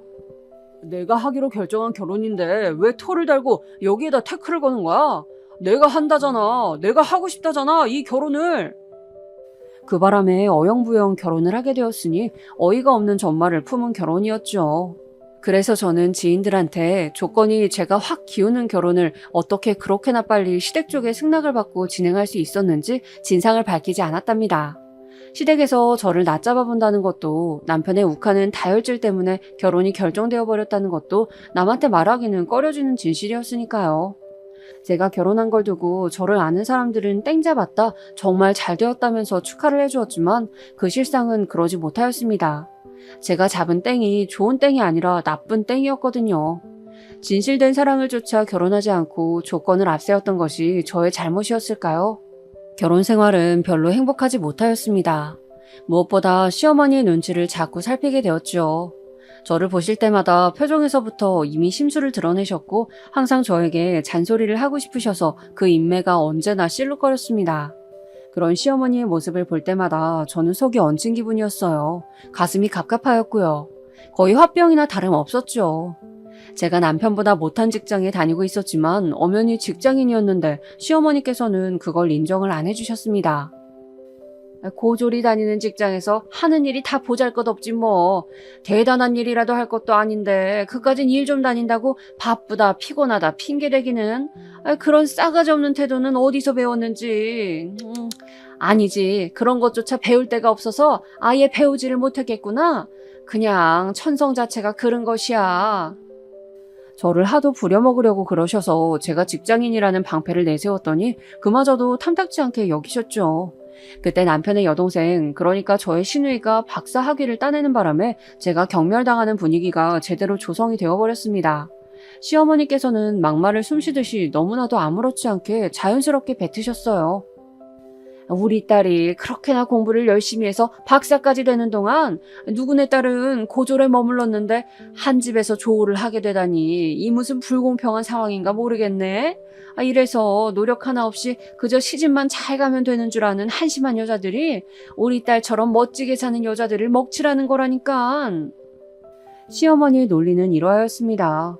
시누이는 대학을 나온 것은 물론이고 박사학위까지 딴 대단한 여자인데 저는 고졸밖에 안 되는 주제에 결혼으로 엮어서 둘이 한 집안 식구가 되었으니 격이 안 맞다는 것이었어요. 제가 집안의 흠이라고 보셨죠. 저 스스로 부족함을 알고 시댁에 헌신적으로 봉사하라는 뜻을 넌지시 내비치기도 하셨습니다. 매번 가만히 들어드리면서 어색하게 웃음만 짓고 있었더니 점점 저를 더 우습게 여기시더라고요. 하지만 제가 참았던 것은 시어머니, 시댁 식구들을 위해서가 아니었습니다. 참고 사는 것이 제 인생에서 습관이 되어 있었기 때문이에요. 친정엄마께서는 제가 원래 생각했던 결혼 생활이 아니라서 힘들다고 말씀을 드렸을 때 마치 기다렸다는 듯이 당신의 힘든 이야기를 되려 꺼내셨던 분이었죠. 너는 엄마가 네 아버지랑 이날 이때까지 행복하게만 살아온 것 같니? 네 눈에는 그렇게 보여? 아니야, 절대로 아니야. 엄마는 그냥 이 악물면서 참아온 세월이 훨씬 길었고 네가 지금 결혼해서 힘들다고 하는 건 장난 같은 투정 수준이란다. 친정엄마께서 저의 고민을 아무것도 아닌 것으로 치부하시는 순간 왠지 자포자기가 되었습니다. 저는 제가 희생하는 역할에 놓이는 것에 익숙하기도 하였고 막말로 이혼이라도 해서 이혼녀가 되면 어쩔 거냐는 가정에 부딪힐 때마다 겁이 났었어요. 이혼해도 뾰족한 수가 없다는 생각을 하면서 그냥 인내하였습니다. 하지만 저도 사람인지라 시어머니께서 저를 우습고 하찮게 여기시는 것에 늘 아무렇지 않을 수는 없었죠. 하루는 시어머니께서 저한테 이러시더군요. 우리 딸이 얼마나 잘났는지 알고 나서 너는 아무렇지도 않디? 같은 여자인데 어쩜 이렇게 다를까? 분명히 여자라는 핑계를 대고 안 해온 일들이 많았겠지. 사람이 이렇게나 발전이 떨어져서야. 그때 마늘을 까고 있었는데 하마터면 순간적으로 열이 받아서 깐 마늘 바가지를 시어머니의 면상에 엎을 뻔하였습니다. 여자라는 핑계? 정말 어이가 없었네요. 저도 누가 공부를 더 시켜주었다면 당연히 했었겠죠.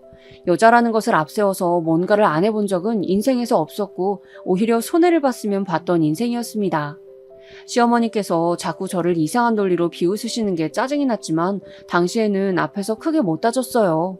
대신에 자려고 밤에 누우면 그때 그렇게 받아칠 걸 이런 후회가 자주 들고는 했습니다. 시누이는 어렸을 적에 2차례 크게 아팠었대요. 그래서인지 시부모님께서 더욱 애지중지하는 자식이었으며 아무래도 딸이다 보니까 아들보다는 섬세하게 상대를 해주신 것 같더라고요. 저도 원래 그 사정을 몰랐다가 시누이가 옛날에 아팠었다는 것을 알게 되고부터는 잘해주고자 했었어요. 왜냐하면 어린 나이에 세상을 떠나야 했던 제 여동생이 떠올랐기 때문이죠. 여동생이 떠나지만 않았다면 친정아버지께서 술을 가까이 하게 되지도 않았을 것이고 친정엄마께서 우울증에 걸리지도 않으셨을 것이고 오빠의 성격이 바뀌어버리지도 않았을 것이고 남동생도 화목한 가정의 모습만 보면서 자랐을 것이라는 그 희망 고문과도 같은 슬픈 가정을 저는 아주 오래도록 해왔습니다. 그랬던 저였기에 시누이가 괜스레 애틋하기도 하였어요. 제가 시누이보단 언니이기도 하니까 더 잘해줘야겠다는 생각이었고요. 그런데 그것은 결국에 저의 잘못된 판단이었습니다.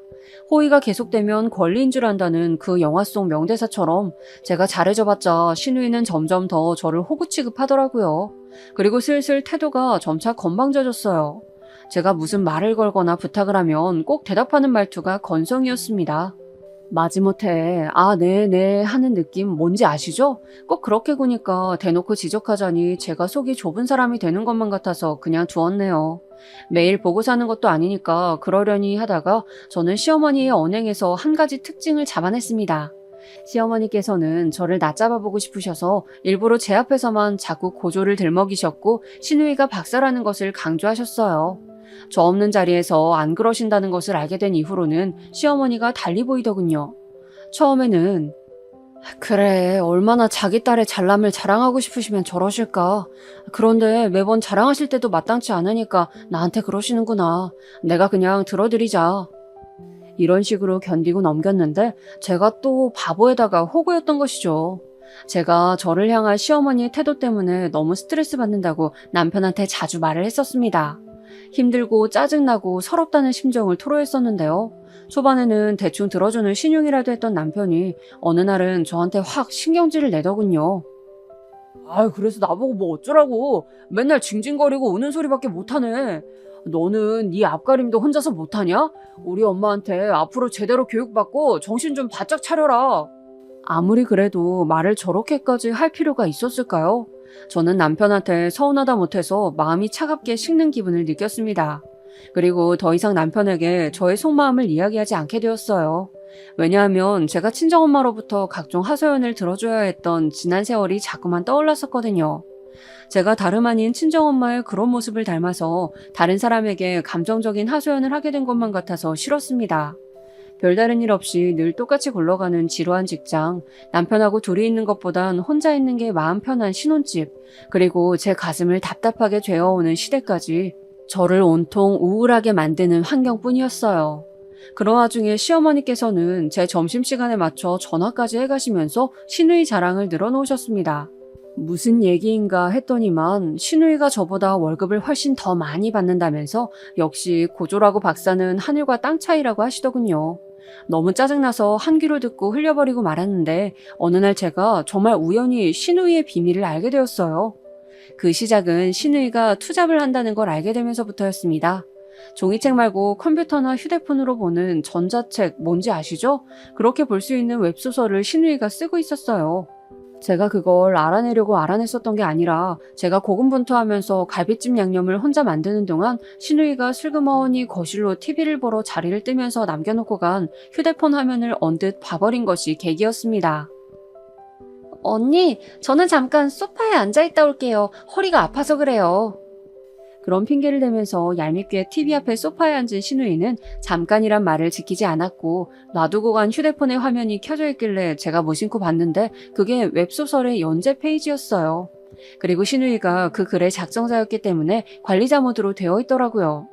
제가 깜짝 놀라서 정보를 외워뒀다가 따로 검색을 해봤습니다. 그랬더니만 신우이가 저급한 소재와 내용의 소설을 써서 그걸로 돈을 벌고 있었던 사실이 드러났습니다. 이상하다. 이 정도 분량이면 취미로 시간을 할애하는 정도가 아닌데 이걸로 본격적인 돈벌이를 하려는 모양새잖아? 도대체 왜일까? 시어머니께서 그렇게 입에 침이 마르도록 칭찬을 대시며 저를 깎아내리는 도구로 사용하시는 신우이의 비밀이라니 제가 궁금하지 않을 수가 있어야 말이죠. 저는 신우이가 다닌다는 회사가 도대체 정확히 뭐 하는 곳인지 어떻게 돌아가는 곳인지 알아보다가 한 가지 희한한 사실을 접하게 되었어요. 충격적이게도 그것은 바로 고졸 입사 전형이었습니다. 그 사실을 알고부터 집요하리만치 캐내게 되었는데 저는 일단 제가 알아낸 바를 함구하였어요. 남의 비밀을 가지고 무슨 스토커 마냥 따로 조사해서 알아봤다는 점이 너무 음흉한 것 같다. 이게 할 짓이 맞나 싶네.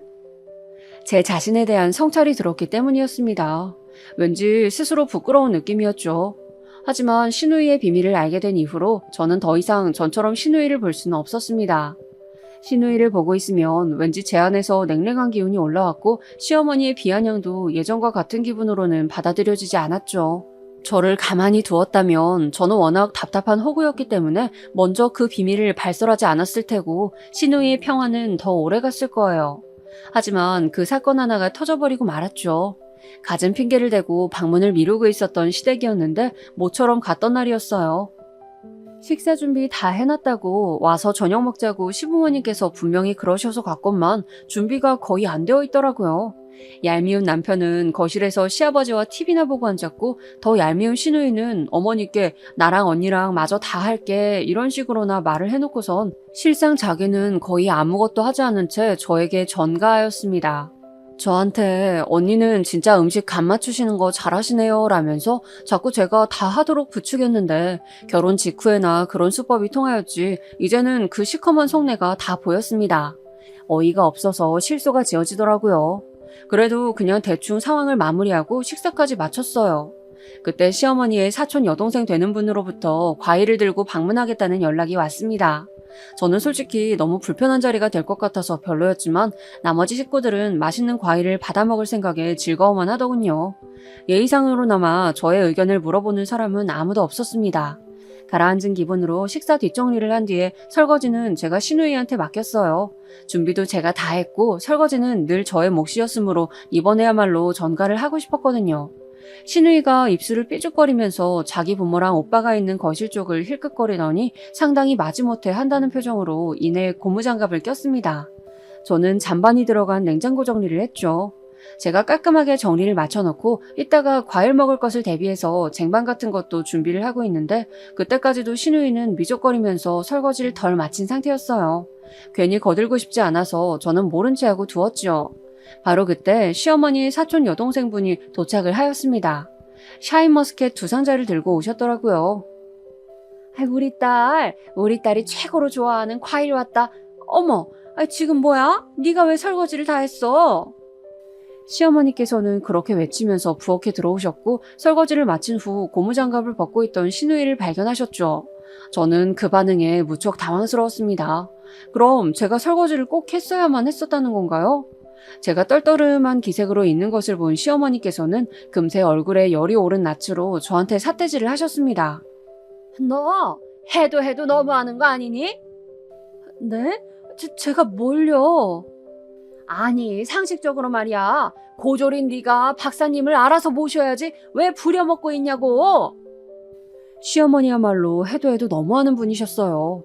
세상 천지에 설거지에 대고선 고졸과 박사를 운운하는 사람이 어디에 있다는 겁니까? 기가 막히기도 하고 너무 모욕적이기도 해서 제가 입술만 꽉 깨물고 있는데 신우이가 웃음을 참는 표정으로 입가를 실룩거리는 게 보였어요. 그 다음으로는 뭔 소란인가 싶어서 부엌으로 온 나머지 시댁 식구들이 보였죠. 비단 이 집안에 시집 온 이후부터가 아니라 저의 지난 세월 동안 쌓여왔던 출처 모를 분노가 그 순간에 확 터져나오고 말았습니다. 박사님이라고요? 여기에 대체 박사님이 어디 있다는 말씀이시죠? 저희는 공평하게 고졸인데요. 얘가 무슨 헛소리를 하는 거야? 내 딸이 박사학위 딴 거 모르는 사람도 여태 있었니? 그건 아마 학력 위조된 걸 보신 걸 거예요. 왜냐하면 애초에 아가씨는 대학에 입학만 하고 졸업은 안 하셨으니까요. 제가 자신만만하게 외치자 시어머니께서는 저를 미친년 보듯 하셨다가 눈을 슬쩍 돌려서 신우이를 보셨습니다. 반박을 하고 싶은지 입술만 달싹거리던 신우이는 결연에 찬 저의 눈빛을 보고 이내 시선을 내리깔았습니다. 학력 위조라니? 그럼 범죄자 같은 행동을 내 딸이 왜 한단 말이야? 어머님, 아버님의 기대가 하늘을 찔렀으니 그랬겠죠. 아가씨는 지금 직장에 고졸 학력으로 입사하셨죠? 그래서 급여도 낮고 그래서 다른 부업으로 수입을 충당하셨죠? 충격 속에 빠진 시댁 식구들의 눈이 모조리 신우이에게 쏠려 있었습니다. 시어머니께서는 당장이라도 쓰러질 듯 어느새 안색이 창백해져 있었어요. 아까부터 무슨 소리를 하시는 건지 저는 모르겠네요. 그리고 언니, 제가 부업이 있기는 뭐가 있다고 그러세요? 그래요? 그럼 제가 잘못 알았나 보네요. 저는 아가씨가 도저히 가족들한테는 밝힐 수 없을 정도로 엄청난 수위의 소설이라도 써서 돈을 버시는 줄 알았거든요. 어머님, 그게 뭔지 한번 보실래요? 제가 휴대폰을 꺼내들었을 때 신우이가 불이 나게 달려와서 저를 막아섰습니다. 그 모습에 시어머니께서는 자리에 털썩 주저앉으셨죠. 의미 없는 설전이 오갔고 격분한 시아버지께서는 신우이의 뺨을 후려치시려다가 갑자기 그 손으로 뒷목을 잡으셨습니다. 놀란 시어머니의 사촌 여동생분께서 119를 부르셨고 잠시 후 구급차가 도착하자 이웃들이 무슨 소란인가 싶어서 다 기웃거리고 아주 난리도 아니었습니다. 저는 혼란을 틈타서 어느 이웃분께 짤막한 전말을 알려드렸어요. 딸이 박사라고 그렇게 동네방네 자랑을 하고 다니셨는데 알고 보니 전부 거짓이었대요. 고졸인데 속여왔던 거죠. 그래서 뒷목 잡고 쓰러지신 거예요. 마치 남의 집 이야기를 하듯 슬쩍 흘렸더니 그분이 엄청 놀라시면서 금세 다른 이웃분들께 그 전말을 전하기 위해서 움직이시더군요. 소문이 퍼지는 건 순식간이었습니다. 저는 후회하지 않았어요. 지르고 나니까 속이 시원하더라고요. 남편의 찌질한 모습을 보게 된 것은 유감이었지만요. 너 나한테 이혼이라도 당하고 싶어서 이래? 자기가 제 목줄이라도 쥐고 있는 양 구는 모습에서 그 어떤 위압감도 느낄 수 없었습니다. 되려 웃음이 나오더라고요. 말 잘했네. 그래, 이혼하자. 너 같은 놈하고 더 살아주기에는 내가 아까워. 제가 당당하게 나오니까 남편은 다혈질이 도져버렸습니다. 공교롭게도 욱하는 그 성격 덕분에 저는 무사히 이혼을 할 수가 있었어요. 저는 그간 시댁으로부터 정신적 피해를 입은 대가를 받아내야겠다고 하였고 남편은 홧김에 저한테 신혼집의 매매 시세의 반 정도에 근접하는 재산을 분할해 주었습니다. 순전히 홧김에 저지른 일이었다는 것을 저는 알 수 있었어요. 그래서 더 통쾌했네요. 그 순간에는 예상 못했었지만 그 집은 지금 가격이 떨어졌어요. 그러니 저는 나름의 이득을 봤다고 볼 수 있겠네요. 전 시댁은 동네에 소문이 다 나서 거기에서는 더 못 살겠다며 이사를 한다고 하였는데 파는 것도 사는 것도 쉽지 않으니 전전긍긍하고 있다는 게 근황입니다. 그리고 전 시누이는 1년 넘게 사귀고 있었던 남자친구한테 차였대요. 그쪽에도 박사라고 거짓말을 했었는데 이제 다 들통났으니 소용없어진 것이었죠. 이혼하고 나서 저는 지난 세월 속에만 깊이 묻어두었던 저의 진짜 본심을 친정 식구들에게 털어놓았습니다. 서운했던 점, 억울했던 점, 힘들었던 점 이런 것들을 털어놓았는데 결과가 지지부진할 것이라는 저의 예상을 깨고 식구들이 제 이야기를 진지하게 들어주었어요. 특히 오빠랑 남동생이랑 셋이 술자리를 가지고 진솔한 대화를 따로 나누었는데 정말 좋은 시간이었습니다. 오빠가 저한테 미안한 게 많다고 하더라고요. 그 말을 듣자마자 제 안에 묵혀있던 울적함들이 사르르 녹는 느낌이었어요. 제가 세언니랑 대면대면하게 지내왔던 사람인데 오빠와의 관계가 회복된 이후로 세언니랑도 친해지게 되었어요. 그리고 놀랍게도 세언니의 친한 지인이 제 전 직장 동료란 것을 알게 되었습니다. 그분이 자기가 이직해서 다니고 있는 곳에서 사람을 새로 뽑는다면서 저한테 지원을 권유해보셔서 해보았다가 이직에 성공했어요. 연봉도 엄청 높이 뛰었고 근무 환경도 전보다 훨씬 나은 곳이라서 매일매일이 행복합니다. 뭐든지 처음 한 번이 어렵고 두 번째, 세 번째는 쉽다고 하잖아요. 제가 전 시댁 식구들 앞에서 터뜨리지 않았다면 지금까지도 계속 안으로만 감정을 꽁쳐두는 사람으로 지내고 있었을 텐데 그 한 번 내질렀던 것을 계기로 이혼도 말끔하게 하고 재산도 챙기고 친정 식구들과 가까워지고 계속 좋은 일만 생기면서 제가 점점 더 당당해지는 것만 같아서 이 점이 가장 좋은 것 같아요. 저처럼 남이 보기에 답답하고 미련한 사람인 분이 계신다면 속에 든 본심을 용기 내어 한 번쯤 꺼내보시는 게 어떨지 권유드리고 싶어요. 제가 워낙 자존감이 낮은 사람이라서 지금도 자꾸 저보다 잘난 사람들과 저의 처지를 비교하면서 풀이 죽기도 하지만 이런 과정을 거쳐서 또 한 번 성장하고 싶어요. 죽을 때까지 철이 들어가고 있는 게 사람이라는 말도 있잖아요. 남은 인생을 제가 부디 더욱 유익하게 살기를 바라고 있어요.